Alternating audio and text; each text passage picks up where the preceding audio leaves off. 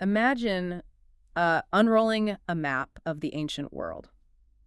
You've pictured this map your entire life. Right, you know exactly where the borders are. Exactly. You know where the major events supposedly happen. You know the basic timeline. You're comfortable with it. It's familiar. Yeah. But then someone walks into the room, takes a thick red marker, and just ignores every single human-drawn political border on that paper. It completely draws right over them. Right. And instead, they trace a single jagged line right down a geological fault line, like the tectonic plates. Wow. And they look at you and say, everything you think you know about this history, these people, and like the very mechanics of human morality, it's all off. Because you've been looking at the surface, right? Exactly, because you haven't been looking at the root. Man, that completely upends your center of gravity. It really does. I mean, when you suddenly shift from a superficial reading of history to this structural, almost architectural reading of the text, the ancient world doesn't just look different. It functions differently. The geography changes, the physics of human interaction change, the entire nature of justice changes. And that profound disorientation, that absolute structural paradigm shift, that's exactly what we're exploring today. We've got a massive one today. We really do. We are taking a deep dive into this incredibly dense, highly detailed body of work titled The Architecture of Divine Witness, Space, Time, and Truth. It's quite the title. It is, and I want to be crystal clear right at the top of the show. The entire framework we are unpacking today, every single groundbreaking linguistic translation, the radical geographical remapping, all of it belongs entirely to Dr. Khaled Waleed from the Almighty Covenant channel on YouTube. Yes, the oldest shoe channel. All credit goes to his research. Exactly. We are just here to act as your guides through his framework. We aren't, endorsing it as absolute truth or adding outside theological data to it. Right. We're keeping it strictly to his material. Yeah. Our mission today is just to show you exactly how his framework operates from the inside out, because it is fascinating. It's a massive undertaking, really. Because what Dr. Waleed is presenting on the Almighty Covenant channel, it isn't just a slight tweak to ancient history. Not at all. It's a legislative, physical, and mechanical revolution of thought. Yeah. We're going to walk through how he defines the ultimate cosmic courtroom. Yeah. Which requires understanding this very strict, legally binding difference between an eyewitness and an expert witness. That part is so crucial. It is. And from there, we'll redraw that map of the Middle East, literally splitting it along the Dead Sea. The fault line. Right. And ultimately, we're going to dive into what his research identifies as the hidden energetic codes, basically the quantum physics of the human soul. Okay, let's unpack this. Because, jumping straight into quantum energy and tectonic fault lines, that's going to give us whiplash if we don't understand the foundational logic driving his entire project. Yeah, we got to start with the basics. Right. Before we look at where ancient history happened or what was done, Dr. Waleed's research insists we have to understand the mechanics of how an event is recorded and judged. The anatomy of a witness. Exactly, the anatomy of a witness. So the foundational architecture of his entire theory rests on this concept he identifies in the text called the equation of truth. Okay, the equation of truth. Yeah, you can look at it almost like a mathematical formula for epistemology, the study of how we know what is actually true. Right. The equation is this: I of certainty plus knowledge of certainty equals truth of certainty. I of certainty plus knowledge of certainty equals truth of certainty. Exactly. And in the original Arabic framework he analyzes on the channel, that final product, the absolute truth, is called haqq al-yaqin. Haqq al-yaqin. Okay, it sounds airtight, but let's break down those variables. Sure. What actually constitutes the eye of certainty in a historical or legal context? Well, the eye of certainty is provided by what the text calls the shahid. The shahid. Right. This is the primary temporal eyewitness. The shahid is a person or an entity who is strictly bound by space and time. Meaning they have to be there. Exactly. They're physically on the ground, present at the exact coordinates of the event as it unfolds. They provide the undeniable visual data. Okay, so a shahid is essentially the person standing on the street corner recording a live event on their smartphone. That's a great way to look at it. They capture the raw footage. They can say with absolute irrefutable authority, I was standing on Main Street at 3:00 p.m. and I saw this specific action happen. That is the perfect way to visualize it. The smartphone footage provides the eye of certainty. It proves what happened in that exact millisecond. Right. And Dr. Waleed points to a fascinating structural application of this concept in his analysis of the ancient prophets. Oh, how so? He argues that the text structurally equates the prophet Moses witnessing Pharaoh directly to the prophet Muhammad witnessing a tyrant known as Tuba. Wait, I have to pause you there because the typical listener might be familiar with Moses and Pharaoh, sure. Right, that's a common narrative. But Tuba is going to throw a lot of people off, especially when we start connecting it to larger historical anomalies. Walk us through Dr. Waleed's specific identification of Tuba. Okay, so in the Research from the Almighty Covenant channel, Dr. Waleed makes this major historical synthesis. He argues that the term Tuba refers directly to the Israelite Gog and Magog pharaohs.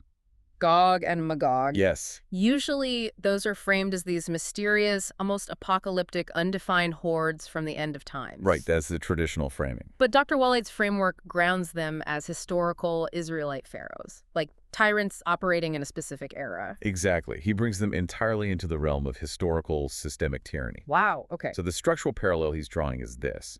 Just as Moses operated as a physical, temporal eyewitness, a shaheed, to the actions of the original Pharaoh and the Israelites in his specific era. Muhammad operated as a shaheed in his era. Yes. Muhammad operated as a literal, physical eyewitness to the systemic tyranny of Tuba, the Gog and Magog pharaohs in his respective era. Okay, I see. They are both fulfilling the role of the shaheed. They are on the ground, holding the camera, providing the raw visual data of the oppression. But here's the flaw with smartphone footage, right? What's that?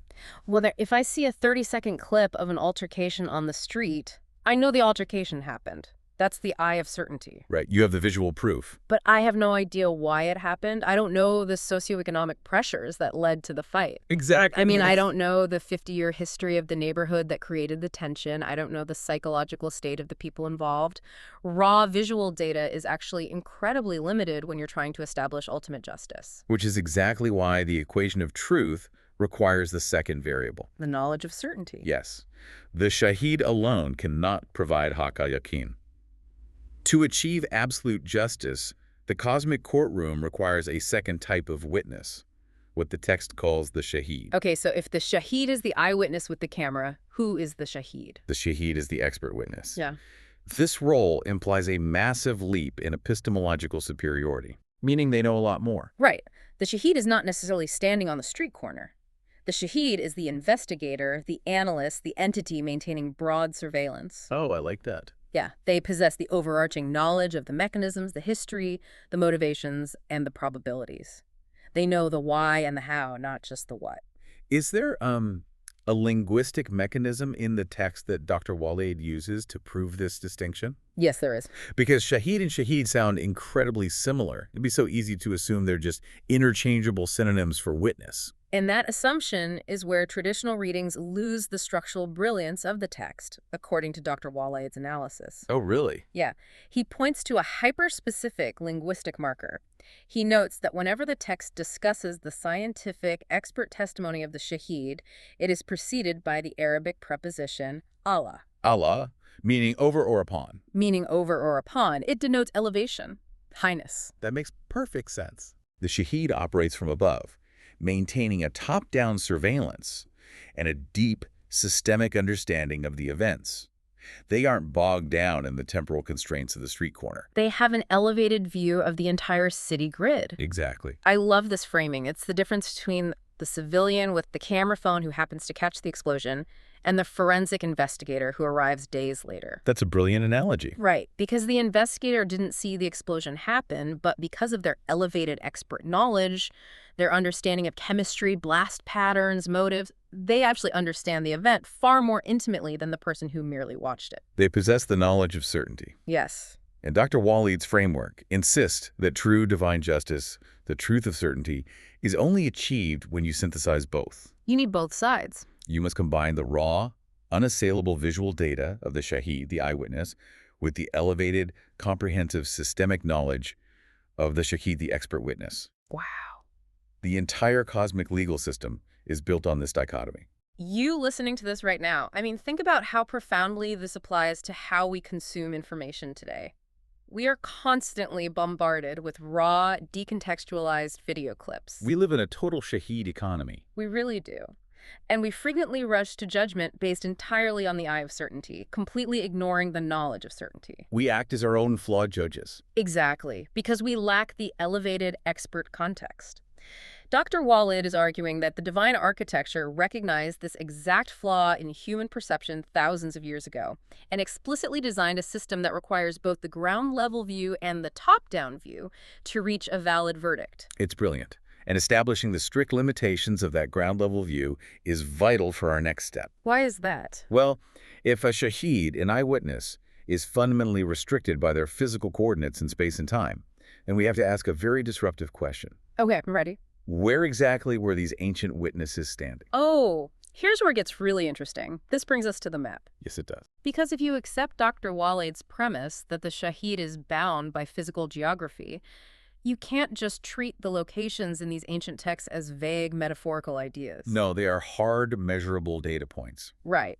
And when Dr. Waleed looks at the geographic data points in the source material, the traditional map of the Middle East completely falls apart. It shatters. He presents a macrogeography that forces us to rethink the very orientation of the ancient world. So how does he orient it? The linchpin for this entire geographical reconstruction is his strict interpretation of the concept of the middle nation, or the Wasat. Okay, usually the term middle nation is interpreted as a philosophical or temperamental descriptor, right? Right, a nation of moderation. Yeah, avoiding extremes, of people who hold the middle ground in their behavior. But Dr. Khaleed's analysis rejects that entirely, doesn't it? He argues that reading it as a metaphor is a massive analytical failure. Wow. In his framework, middle nation is literal cartography. It is GPS. It describes a specific demographic situated in a highly specific geographic location. So it's a real place. Exactly. But to understand the middle, we first have to understand what it's separating. Dr. Waleed divides this sacred geography into 3 distinct zones, each with a corresponding color, region, and continental association. Okay, let's look at the east first. Break down the eastern zone for us. What are the coordinates? So the east, in his framework, is associated with the color red. Red, got it. It corresponds to the modern region of Jordan and sits on the continent of Asia. Dr. Waleed identifies this specific eastern zone as Mecca Petra. Mecca Petra. So he is physically locating Mecca in the region of Petra in Jordan. Yes. That alone is a massive geographical shift. What textual events or structures does he anchor in this eastern zone?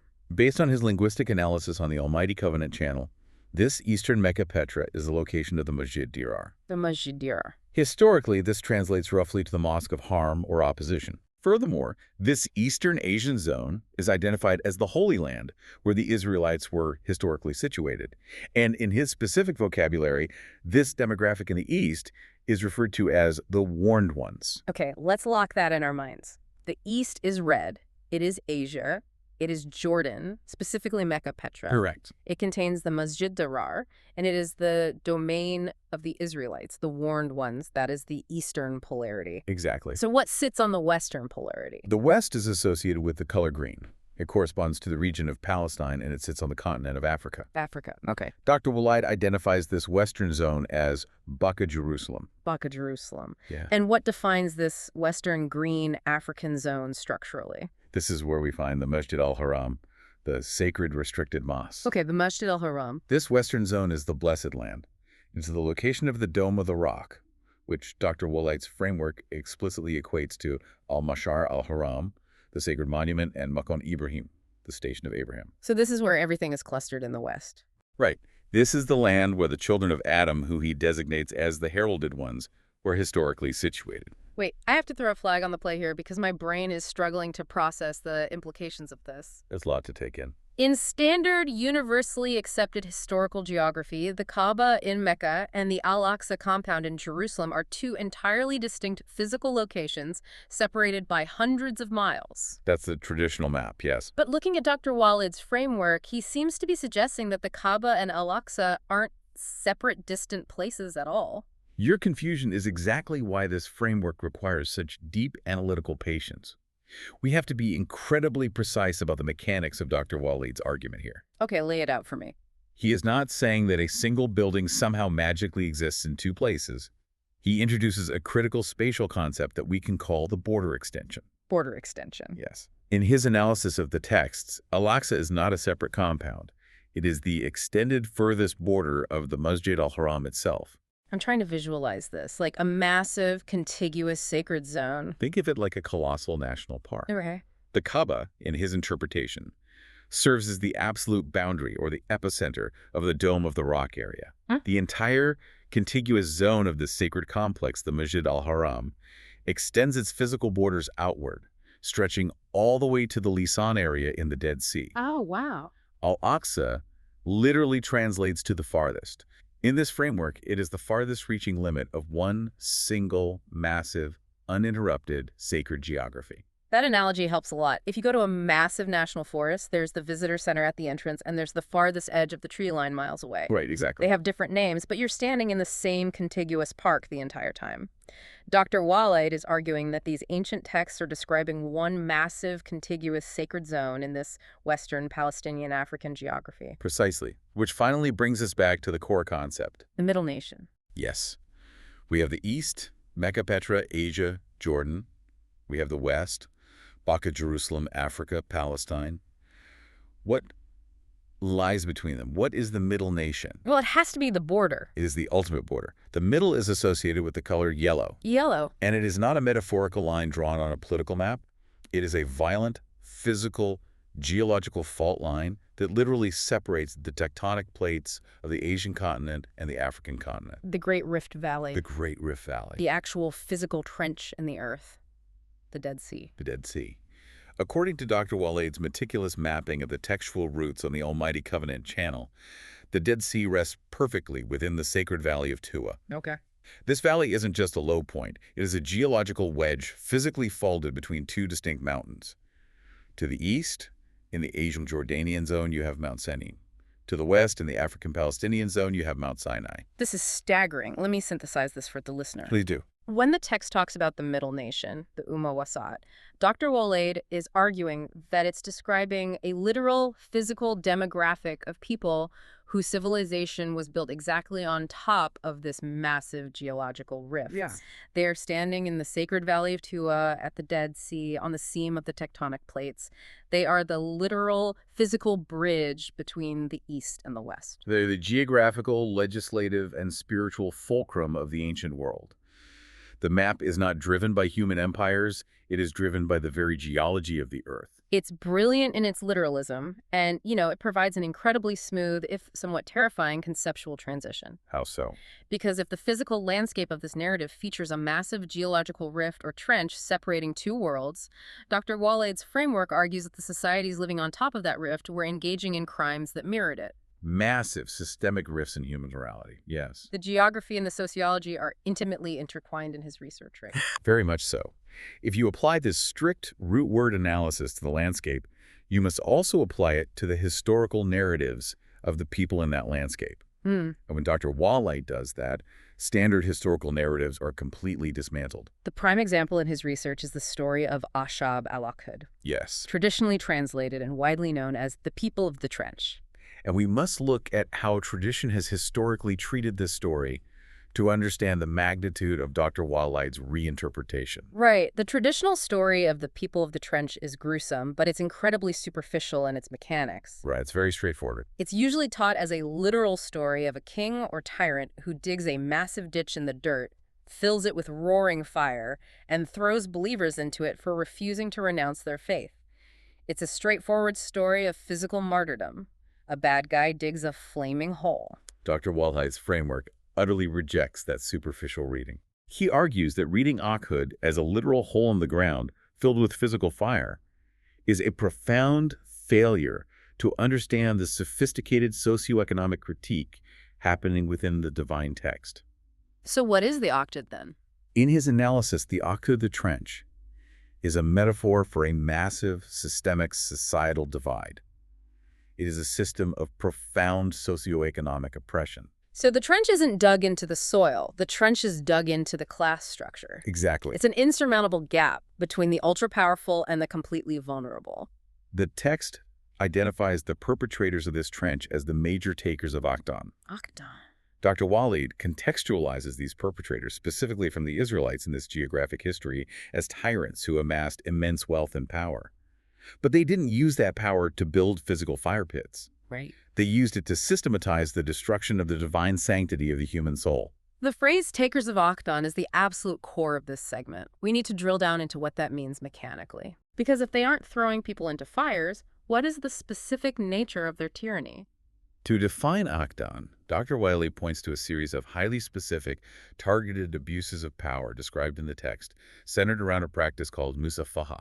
Musafaha, how does his research define that? He defines it as a catastrophic energy drain achieved through the corruption of the sacred family bond. An energy drain. Yes.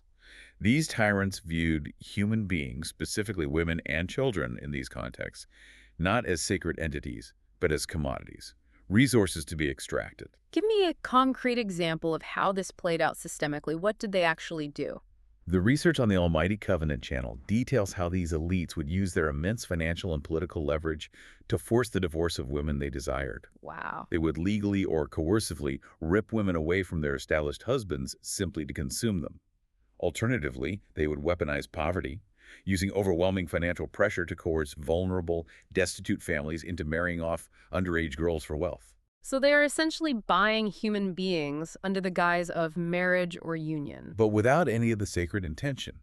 They were taking these women merely to satisfy perverse desires, consuming them, and discarding them. Just moving rapidly from one victim to another. Right, without any intention of building a sacred, divinely sanctioned family unit based on piety? It's the weaponization of socioeconomic disparity to facilitate legal human trafficking. That's exactly what it is. I want to use an analogy here because the way Dr. Waleed describes this energy drain reminds me of a modern, hostile corporate takeover. Oh, go ahead. Imagine a massive, predatory, multinational corporation coming into a vulnerable rural town. The corporation doesn't want to build a partnership with the town. It just wants to strip mine the local mountains for minerals. Right. So it uses its massive wealth to buy up all the land, extracts every ounce of valuable resource, pollutes the water table in the process, and then packs up and leaves, leaving the town a hollowed-out, poisoned shell. Perfect parallel. Dr. Waleed is arguing that these ancient tyrants were doing exactly that, but to human families. They were strip-mining vulnerable human beings for psychological and energetic resources. That analogy captures the devastation perfectly. When an elite class treats human relationships as an extraction of energy rather than a mutual sacred elevation, that is musafaha. Yeah. And Dr. Waleed doesn't just frame this as a civil rights violation or a failure of legal equity. He frames it as a biological and psychological atrocity. He calls it a literal burying alive of the soul. Psychological infanticide. They aren't killing the physical body, they are suffocating the internal consciousness. They are destroying the divine sacred family bond. That bond is meant to be the core generator of human spiritual elevation. Right. By replacing it with coerced, consumptive relationships, the tyrants extract the life force of the vulnerable, leaving them drained, traumatized, and spiritually destroyed. To the trench. The Ukhud, the trench, is that deep, dark divide between the predators who consume human energy and the prey who are consumed. It's not a pit of fire. It's a systemic machine of spiritual death. Okay, I follow the socioeconomic devastation. I understand the psychological trauma of coerced marriages and weaponized poverty. But Dr. Waleed takes this a step further, doesn't he? He does. Because the notes for his research don't just use words like trauma or oppression. They use words like quantum. They use the word energetic. Yes, the physics of it. He seems to be suggesting that this energy extraction isn't just a metaphor for feeling sad or used. He is arguing that a literal, mechanical, almost physical damage is occurring inside the human being during these crimes. This is where we cross the threshold into what I believe is the most groundbreaking, complex, and profound element of the research on the Almighty Covenant channel. I am ready. To explain exactly how this energy is drained, Dr. Waleed does something remarkable. He abandons the broad historical lens and dives into the microscopic quantum code of the Arabic grammar itself. I am so excited to unpack this, because we are about to look at grammar not as a set of rules for making sentences sound pretty, but as a schematic for physics. That is the exact mindset required here. We have to look closely at that very word we were just discussing, the term used for these corrupt unions, these secret lovers. Akhdon. Okay, Akhdon. Dr. Waleed isolates a hyperspecific microscopic shift in the gendered grammar the text uses when discussing this crime. Let's lay out the data. Where does the text shift its grammar? He points to two distinct verses. In Surah Al-Ma'idah, verse 5, the text addresses this concept of corrupt unions and uses the masculine plural form of the word, mutakiti akdan. Mutakiti, masculine. Correct. But later, in Surah An-Nisa, verse 25, when discussing the exact same concept of corrupt unions, the text shifts. It uses the feminine plural form, mutakitat akdan. Now, a traditional linguist or just someone reading the text superficially would look at that and say, well, obviously. Right, it's just biology. Yeah, in the first verse, God is talking to men, warning them not to take secret lovers. In the second verse, God is talking to women, warning them not to take secret lovers. It's just basic biological grammar. That is the standard surface-level assumption. It assumes the text is merely speaking to biological men and biological women. But Dr. Waleed argues that this text is functioning at a vastly higher level of sophistication. How so? In his framework, these grammatical genders have absolutely nothing to do with physical, biological sex. If it's not biology, what is it? It is energy. It is quantum mechanics. Dr. Waleed argues that when the text uses the masculine coding mutakikithi, it is not addressing physical males, it is addressing the spirit inside the human being, the ruh. The spirit is coded masculine. Yes. What does masculine mean in an energetic context? In this energetic framework, masculine denotes the transmitting force, the active, emitting, dynamic energy source. The spirit, the ruh, is the transmitter. Okay, so the spirit is the masculine transmitter. What about the feminine grammar? Conversely, when the text uses the feminine coding mutakidat, it is not addressing physical females. It is addressing the soul, or the self, inside the human being. The nafs. And if the masculine spirit is the transmitter? The feminine soul, the nafs, is the receptive force. It is the reactive, containing energy. It is designed to receive the transmission from the spirit. This is blowing my mind. Let me construct an analogy to make sure I'm grasping the sheer mechanical reality of what Dr. Waleed is proposing. Go on. He is essentially saying that every human being is built like a battery. Exactly. A battery only works because it has two distinct oppositional terminals. It has a positive terminal that emits or transmits the charge, and a negative terminal that receives or grounds the charge. Right, you need both to create a circuit. Dr. Waleed is arguing that the divine text is revealing that the human consciousness operates exactly like this quantum battery. The masculine spirit, the ruh, is the positive transmitting terminal. The feminine soul, the nafs, is the negative receptive terminal. Your analogy is exactly aligned with his analysis. And here's the crucial synthesis. Every single human being, regardless of whether their physical, biological body is male or female, contains both of these terminals. Wow. Every human possesses a masculine transmitting spirit and a feminine receptive soul. And Dr. Waleed's research notes that the text refers to this internal dual energy system as the pair of jinn, correct? Yes, the pair of jinn represents these unseen, hidden energetic components that make up the internal matrix of the human. They are the engine of our consciousness. This changes everything about how we view the crimes of the trench. It completely reframes it. Let's connect this quantum battery concept back to segment 3. We talked about Musafaha, the corrupt unions, the systemic weaponization of poverty to consume human beings. If we view those crimes through the lens of this quantum schematic, it reveals the true, terrifying depth of the trauma. These crimes aren't just breaking arbitrary civil laws. They aren't just making people sad. They are literally, mechanically destroying the quantum battery. They are crossing the wire. Exactly. The sacred family bond, built on mutual piety, is designed to align these batteries. It allows the transmitting spirit and the receptive soul to harmonize and generate spiritual elevation. Right. But when the powerful elites engage in Musafaha, forcing corrupt unions, treating humans as disposable commodities, extracting their energy by force, they are causing a catastrophic short circuit in the internal matrix of their victims. The trauma of being consumed like that disrupts the delicate balance between the victim's internal masculine spirit and feminine soul. The battery leaks, the energy drains, the engine breaks down. That is the burying alive of the soul. The tyrants are systematically destroying the quantum spiritual structure of an entire demographic. That's horrifying. It is. This framework moves divine law completely out of the realm of abstract morality, like, do this because I said so, and roots it firmly in the realm of physics. Like, you must do this because this is how the engine of your consciousness is engineered. Exactly. And if you subject it to these corruptions, the engine will permanently fail. The people of the trench weren't bad because they dug a ditch. They were cosmic criminals because they industrialized the destruction of the human energetic matrix on a mass demographic scale. Which leaves us with the ultimate question. We have mapped the massive scope of the crimes. We understand the literal tectonic geography where they unfolded. We understand the devastating quantum mechanics of the energy drain. But a system of justice this sophisticated cannot leave these crimes unanswered. Right. How is this quantum damage measured?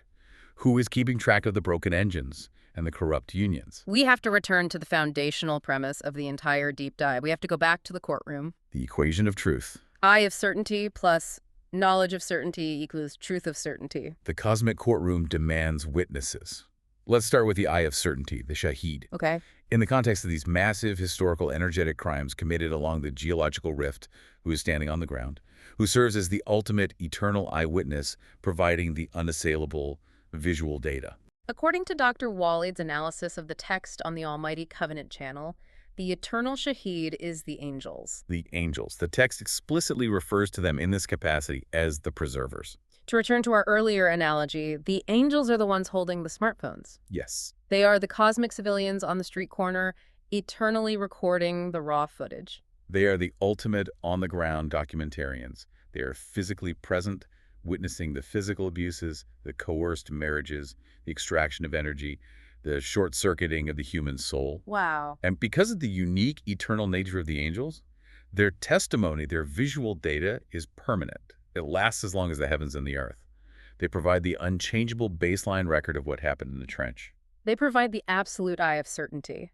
But, as we established way back in the first segment, raw footage is not enough. No, it's not. You cannot achieve divine justice, Haqla Yakin, with only the Shaheed. The courtroom requires the Shaheed. It requires the expert witness who understands the deep, systemic, energetic mechanics. The one who has Allah, elevation, and surveillance. And this is where Dr. Waleed offers a breathtaking, elegant solution to one of the most debated theological timelines in history.